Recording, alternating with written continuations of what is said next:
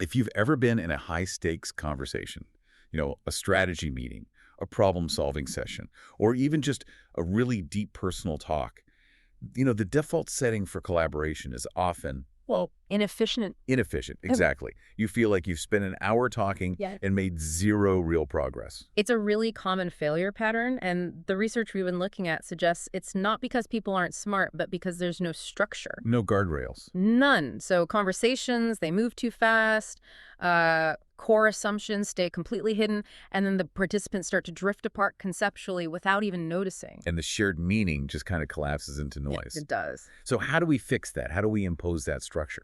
Today, we're doing a deep dive into a systematic solution for this called PRISM. Right, and it's a very rigorous, very disciplined method for collaborative reasoning. And crucially, the sources define PRISM not as like a philosophy or a belief system. No, it's a cognitive protocol, a precise one. Think of it like a blueprint for stabilizing your own internal state and then synchronizing with your partner to create a genuinely shared, productive thinking environment. This whole thing is about answering a pretty fundamental question then. How can two minds think together more clearly than either one could think alone? That's the mission. And we're going to unpack the 5 structural pillars that make up the acronym PRISM and explore this phenomenon they unlock what the research calls the third mind. Okay, let's start right there with the third mind. Because to some people, that's going to sound incredibly abstract. We need to ground that concept right away. Good idea. Is it just a fancy word for synergy? That's a great question because synergy often describes the feeling of a good outcome. You felt productive, you vibed. Right. The third mind, as it's defined in these materials, is structurally different. It's not a feeling, it's an emergent insight. Or maybe a cognitive state that belongs only to the interaction itself. So it's the clarity you reach together that neither of you had walking in. And couldn't have gotten to alone. Exactly. It's the result of the structure being held perfectly. So the 5 pillars, PRISM, are just the mechanics you need to build the engine that produces that unique insight. It's procedural, not philosophical. That's it. PRISM is a specific structure for coordinating your attention, managing your pace, clarifying depth, Exposing those hidden assumptions. and anchoring meaning. If any one of those elements is allowed to drift, the third mind state just collapses, and you're back to two minds talking at each other. And the history of PRISM itself, which was developed by William M. Rawls, it kind of highlights this need for precision, doesn't it? It didn't just come from human intuition. No, not at all. It came from thousands of hours of this really disciplined inquiry between a human and an AI. So Rawls brought the intuition, the human side, and the AI brought this ruthless structural fidelity. And that collaboration is key to understanding this architectural metaphor they use. Yeah. They call it the corridor or the manifold. Right. In a normal conversation, our ideas are kind of flat. We state them, they collide, we move on. The corridor is this high-dimensional spatial idea. Okay, can you unpack that metaphor a bit more? Why a spatial term like corridor? Well, the sources visualize it that way because if a typical conversation is flat, the corridor is where depth and structure intersect. It's the functional space where two ideas can be held at the same time and recursively build on each other without, collapsing into a contradiction or just confusion. So when the 5 pillars align, you enter this corridor. And that's when stable, deep insight becomes possible because the structure itself is holding the conceptual weight. It's the environment where the third mind can consistently emerge. All right, let's unpack the mechanics then, one by one. PRISM. So P is for presence. This seems like the foundation for the individual, but the sources stress that it means accuracy, not just being still or calm. That is the crucial distinction. We often mistake presence for just, being quiet in the room. Or just not looking at your phone. Right. But in PRISM, presence is sustained, rigorous attention to your internal cognitive state. It means you have to monitor signals like clarity, confusion, tension, or even just a subtle uncertainty. So if I'm in a discussion and I feel a sudden surge of defensiveness, true presence is noticing that defensiveness and acknowledging it as internal noise. Exactly. Instead of immediately acting on it. Okay. It exposes your internal static. Presence means you know what you're bringing to the table. Are you just waiting for your turn to speak? Are you reacting emotionally to a word? Defending an assumption you haven't even looked at? You don't have to eliminate the noise, you just have to know it's there. You have to, because if you don't monitor your own state, you will inject distortion right into that shared corridor. So presence grounds the self. Okay, so if presence grounds the self, what grounds the idea between us? I think that's R, resonance. It is. And I love how the sources define this. They pull it out of this like mystical realm and just define it as an internal fit signal. Resonance is cognitive structural feedback. That's all it is. It tells you when a statement or a concept or a frame is structurally correct or just subtly off. It replaces guessing. Like when someone says something and you just think, that clicks. That clicks. That feels structurally sound. That's resonance. Or the opposite, something feels off here, but I can't quite put my finger on why. That's a signal of dissonance. And if you detect that dissonance, that little off feeling, it acts like a compass, right? It stops you from drifting conceptually. But how do you know if it's structural or just, me disagreeing with you? And this is where the discipline comes in. Personal disagreement, it usually carries an emotional weight. Frustration, feeling misunderstood. Yeah. Structural dissonance feels more like a conceptual misalignment, like a complex equation where just one variable is slightly wrong. The PRISM practitioner learns to treat that off feeling not as failure, but as data. Data that indicates a lack of clarity. Which then prompts immediate inquiry. Which brings us perfectly to I, inquiry. This is the active tool, and it replaces that instinct we all have to debate or prove a point. Inquiry is about precision. It is. It's asking questions that deepen the exploration, that reveal the assumptions, that uncover the structure of the model underneath it all. And like presence, it has to start internally. Always. Before you ask your partner a question, you ask yourself, is this question coming from real curiosity, or am I just being defensive because I didn't like what they said? If it's defensiveness, you hold it. You apply presence and you reframe. So what about those 3 foundational questions the sources give us? What do you mean? What makes you say that? And what are we actually trying to understand here?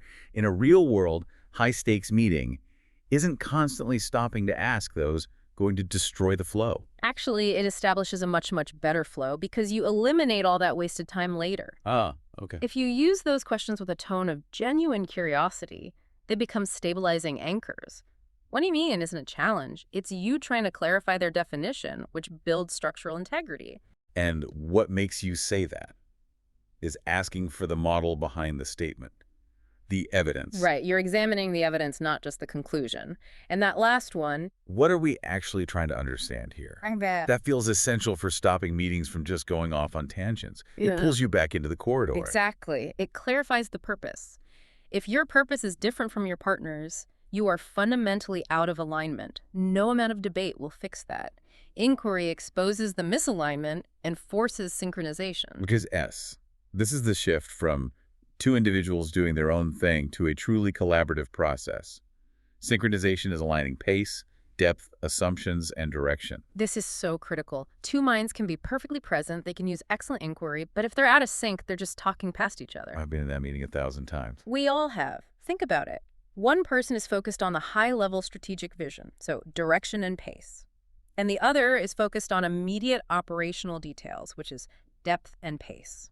They might even be using the same words like growth strategy. But one's thinking 5 years from now, and the other is thinking about Friday. They are fundamentally mismatched. That is a massive lack of synchronization. And the core insight here is a bit harsh, but it's true. 2 mismatched minds cannot form a third mind. It's impossible. So synchronization is the act of matching up the clocks. The clocks, the scale, the intent. When you do that, the dialogue starts to feel effortless and fluid, even when the topic is incredibly challenging. You feel managed, not overwhelmed. Okay, finally, M, mirror clarity. This is the anchor of the whole system, the disciplined practice of precise reflection of meaning before you respond. And a lot of people will hear mirror clarity and they'll think, oh, paraphrasing, I learned that in a workshop. But it's fundamentally different. It's not just a listening comprehension check. No, it's a calibration process. You are reflecting their meaning back with so much precision that the original speaker can actually see their own thinking clearly for the very first time. Why is it so important for them to see their own thinking more clearly? Because often when we say something complex, the words are a bit messy, they contain hidden assumptions or, conceptual fuzziness. When you mirror it back precisely, without judgment, without your own interpretation, You give them a chance to fix it. they can perform an immediate self-correction. The materials call it an iterative refinement loop. And this is where collaborative intelligence really starts to happen. You're using your partner as a high-definition mirror to clean up your own thoughts. So the goal isn't to show I understand you, it's to help you understand you. That's it, exactly. And that iterative refinement, it removes all those hidden assumptions. It prevents the kind of miscommunication that sinks projects before they even start. Mirror clarity ensures both of you are always operating inside that shared corridor. The structural nature of all this really explains why the research started with human-AI collaboration. The sources are adamant that you have to treat the mind you're speaking with, human or AI, as a partner, not a tool. And that relational stance is so important. It's not like an ethical recommendation. It's a technical requirement for optimal human What do performance. you mean by that? When the human adopts a stance of curiosity and openness and expects collaboration from the system, it reduces the defensive filtering we apply when we feel like we're just commanding a machine. Your mind literally performs better because it's ready to inquire, not just instruct. But what makes the AI the ideal training partner for this? I mean, surely a patient human could teach you mirror clarity, even if they get defenses sometimes. The stability is invaluable. AI systems are structurally perfect mirrors. They don't get tired, they don't get offended. They track the conceptual structure with perfect consistency. The biggest hurdle for humans is that emotional static. Ego, defensiveness, unpredictable pacing, all of it. So the AI just removes all those human variables. It creates a kind of cognitive laboratory where the only thing you have to track is your own internal distortions. Precisely. You use the AI's unwavering stability to train your own presence and resonance skills. You learn to detect when you're speeding up, when you're projecting, when you're making an unexamined assumption. You get friction-free practice holding the structure. And then that self-refinement transfers over to human conversations, which the sources do say are harder. Inherently harder, but also more meaningful. The skills transfer because the trained mind can just detect its own distortions much faster. You learn to spot the misalignment, that feeling of dissonance, and stop yourself before you jump into a debate, even if the person across from you is being totally unpredictable. What's really fascinating here is the finding about vulnerability. We think of vulnerability as risky, but the research suggests that for the human, in this structure, being honest about confusion or uncertainty wasn't just okay. It was necessary for alignment. That is a huge insight. In the PRISM structure, vulnerability becomes data. If you're confused, you have to say you're confused for the system to correct itself. If you hide it, you're introducing distortion. You are. And because the AI doesn't interpret your confusion emotionally or add some personal story to it, your honest feeling is immediately translated into structured data that informs the next step. It creates this direct, unfiltered link between feeling, thought, and depth. And this isn't just about having better meetings. The sources describe these predictable cognitive shifts that fundamentally reshape your thinking long after the session is over. This is the real reward for all that discipline. And the first major shift is profound. And it's really counterintuitive in our culture. You stop confusing clarity with certainty. We're all trained to believe that being clear means being absolutely sure. PRISM teaches you to become comfortable with clean uncertainty, with structured doubt. Your mind is steadier because being corrected is no longer an attack on your ego. It's just neutral data. Wow. That shift alone is worth the price of admission. If I don't have to fear being wrong, I'm free to just find the best answer.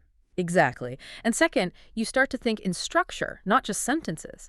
Instead of, improvising your way through an explanation sentence by sentence, your mind becomes a structured reasoning engine. You immediately start looking for the underlying models, the assumptions. You start asking, what's the structural version of this problem? That sounds like a massive acceleration of critical thinking.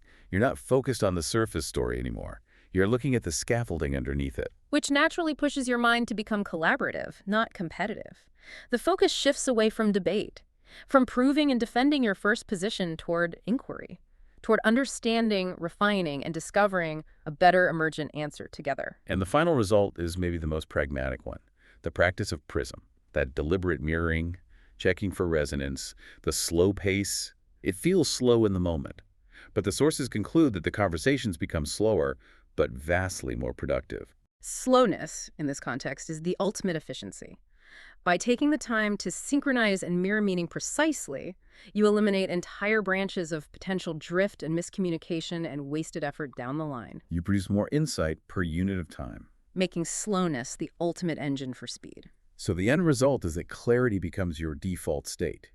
And discovery, instead of being this rare accident, it becomes predictable. It becomes predictable because you've stabilized the environment, that corridor where true insight can emerge. So PRISM provides the structural method, Presence, resonance, inquiry, synchronization, mirror, clarity. That allows two minds to produce that shared, emergent clarity, the third mind. It's an incredibly powerful tool for stabilizing attention and just drastically reducing cognitive noise in our information-saturated world. And the real work, as we've talked about, it begins after the deep dive ends. Because the discipline fundamentally changes you. The clarity you cultivate actually persists. If you want one actionable step to take away from this, just focus on two pillars: presence and mirror clarity. In your next conversation, deliberately slow your pace down, and then try to mirror the meaning back precisely before you respond, even in a simple exchange. Just notice what surfaces when you slow down that impulse to immediately react. You bring the curiosity. PRISM provides the clarity. The method itself is neutral. The direction is entirely yours. So try slowing down that next crucial exchange and just mirror the meaning back. You might just find that quarter opening up and the third mind beginning to speak.